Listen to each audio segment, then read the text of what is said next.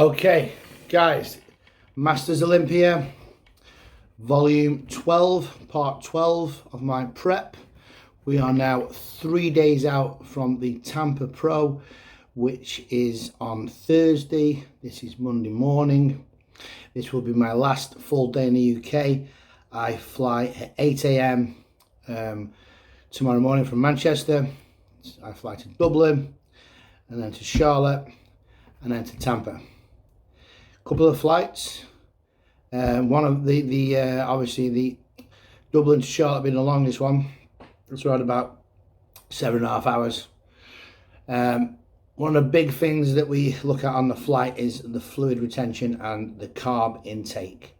So I have been carb loading now, not severely, not a massive carb up, just basically going up to a comfortable sort of, not off season, but probably how many carbs I would eat in the first couple of weeks of dieting. So around about 500 grams of carbs. This will be day 5 of that.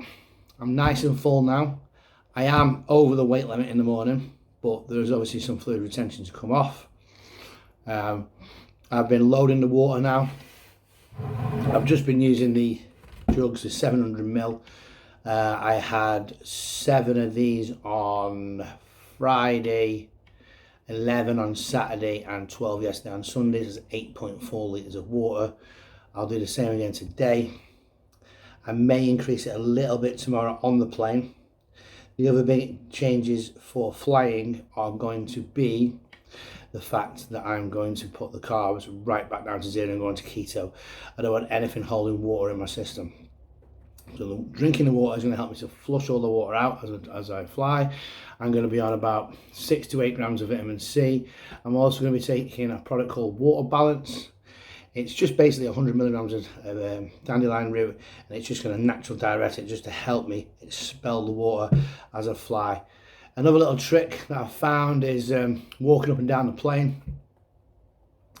Keeps your legs moving, and it just helps you to just not sort of sit there with water retention. The other thing is, if you don't want to be holding any water, I wear some tight socks. I'm going to wear some football socks pulled right up to my knees, and that just helps some compression into my legs, so I'm not holding any water in the legs, hopefully. So up until today, 500 grams of carbs. This is meal 2. Meal 1 was simply about 115 grams of oats. This is about 80 grams of carbs, about 100 grams of berries, making it up to about 100. 2 whole eggs, 4 egg whites, and about 30 grams of chicken. So again, that's going back to where I was at the start of the prep, really. That is 85 grams of rice, 140 grams of cooked chicken, drop of Nando sauce, drop of salt. It's important to keep the sodium going in as normal. If there is a potential that I need to drop water drastically quickly, it is something that potentially can be cut out 12 to 24 hours before. But if you're not already carved up, you cannot carb up without significant sodium and water. The small intestine is water and sodium dependent to get loaded up. So that's why a lot of people end up eating a lot of carbs and not being able to fill out because they're having no sodium and no water as they carb up. So I'm doing all the carbon up while all the sodium is going in, all the water's going in. The water will be still going in as I take the carbs out and go into keto, which will be after training today. I won't take any more carbs in, so that's going to be around about 7 o'clock after a train. I'm going to train about 5 till half 6. It'll be protein and fats, 2 more meals of proteins and fats, bed, omelette for breakfast. I've made food tomorrow. I've got chicken and peanut butter. I've got chicken and nuts with stir fry. I've got salmon, and I've got some burgers made up, which are 5% mince. But what I've done is I've added a little bit of cheese in there and a couple of egg yolks in there to bind them. So it's just giving me roughly now around about 30 grams of fats per meal, 30 to 35 grams of fats, 40 to 45 grams of protein. So when I was on the keto to try and drop the weight, it was more 45 protein, and around about 18 to 20 fats. So now I'm going into more maintenance. So I'm looking to just sort of like put the energy in the system so I'm not depleting too much, but just hopefully just drop a bit of water on the flight. So I weighed myself this morning and I was around about 105 kilos. My weight cap is 101, but I have been down at 99, so it's not like I'm trying to lose new weight or lose fat. It'll just be a case of just bringing the water retention down as I pull the carbs down a little bit and dry out. Okay, now once I land, I may be a little bit back under, I may be just a little bit back over, and then from there I will manipulate whether I need to have more carbs, no carbs. Once I've weighed in on the Thursday, I will then pop some simple carbs in because I'll be going pretty much straight on stage, but that will be a good weight. I'll be dry and ready for the stage at that point. Now on the Friday for the open class in the Tampa, there is a potential that I will get some feedback and the judges might say, yeah, okay, but just needs to be a bit fuller, a bit drier. And whatever feedback I get off that, I will utilize that to either drag some more water off by reducing the carbs again, or not taking any more in. Maybe taking in another 4 or 5 litres on the Thursday night to really get my fluid being expelled again. So I'm drinking more, expelling it, drinking it, expelling it. And then if I stop overnight, wake up, and I don't drink any water the next day, the bodies will have expelled all the additional water they need. Now, if they tell me I need to be a bit fuller, I'll just pretty much the opposite. I'll put some more water in, I'll put some more carbs in, and I may even continue to drink on the day of the show, depending on how I want to wake up. So we do really need to make adaptations based on what happens in the body. So I've got plans, I've got ideas, so whatever happens, I'm ready to go when I get there, and I've got the adjustments to make. But I'm not panicking even though I'm a few kilos over, because it's not like this is the lowest weight I've been. I've been much lighter. You know, I've been 99.1 kilos, which is 2 kilos under there, and that was depleted and dry. So even if I pull it back to 101, which was going to be a little, I wasn't dry at that point, I was just depleted. So if I pull it down to about 101, make the weight, I'll be still a little bit fuller and still a little bit drier than what I was at that 91 kilos, even though I'll be slightly heavier, and then I can make the adjustments to get the absolute perfect look. Certainly by the Friday, if not by the Thursday, but I don't think I'm going to be too far off. So I'm going to document the rest of my food today. The next meal will be chicken. I've got 600 grams of red potatoes. I like the red potatoes when I'm prepping because they're only 15 grams of carbs per 100 gram. So again, I get to have, what, 400 grams? It's only 60 grams of carbs. I'll probably throw an apple in there, or maybe a rice cake with maybe 10 grams of peanut butter on before I train. My pre-training meal is always going to be a salad. I like my beetroot to get my blood flow.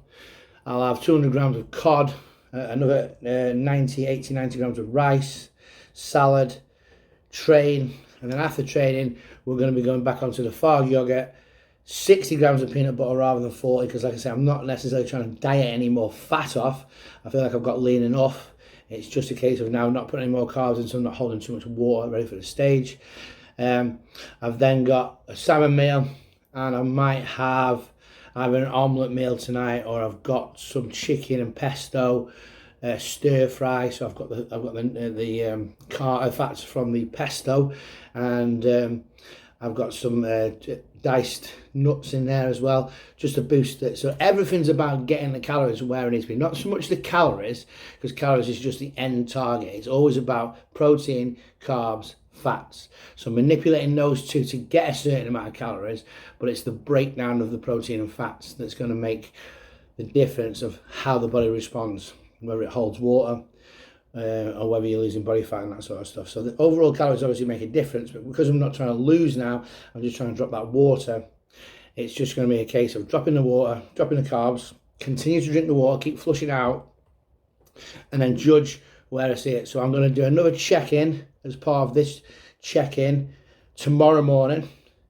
I'll do all the day flying. I'll show you what I'm eating on the plane, and then what I'll do is I'll weigh myself on Wednesday morning, see where we are, and then from there I'll do another video which will be part 13, which will be leading up the day before the show, the day of the show, and then hopefully some positive results. So let's see you in Tampa. Right guys, so it's Monday morning. This is the day before I leave to Tampa. One of the things that I've been doing a lot of this year is taking care of my health and injuries. So I'm here with Mitch at Recover Sports Massage. We get a massage, and then up until about 3 or 4 weeks ago I was getting in the ice bath, followed by the sauna, infrared sauna. I can tell you, as I got leaner, it got less and less comfortable. Now I said to Mitch, have you had it getting cold? And he was like, no, it's the same temperature. Honestly, I thought I was going to freeze. But it did do me some good with the inflammation and the heat straight after. So this is the last massage before I fly now. I've also been seeing a physio, Mark, at Radcliffe Physiotherapy. So these are two very important things, especially as you're getting older, trying to keep your body in work. So it's 3:30 Monday. Just had my last carb meal. I'm going to go and train arms at 5 o'clock. Have my pre-workout, which will be my apple sour. I'll have about 3/4 of a scoop of three-quarters of a scoop of the stim, and then I like to have about a scoop and a half of the pump. Really emphasise that pump, but just a little bit of caffeine just to give me a little bit of a boost. So the reason of cutting the carbs now will be for water depletion. I'm going to carry on drinking. I've been getting through 12 of those 700ml shakers with water, or a drop of BCAAs, drop of glutathione on in, drop of greens powder in some of them, just varied flavours really, because it's just honking back loads of water. I'm actually at International Hair Studio.